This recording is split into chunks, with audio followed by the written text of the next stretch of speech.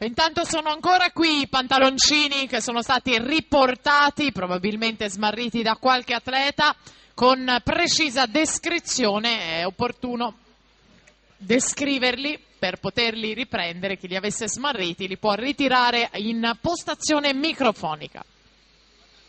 Beatrice Querci intanto 28,13 davanti a Ludovica Galli.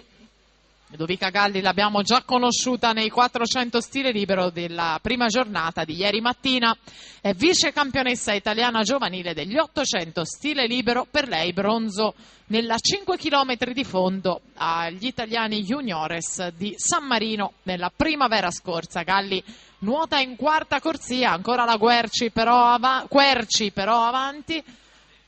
Beatrice Querci 58,65.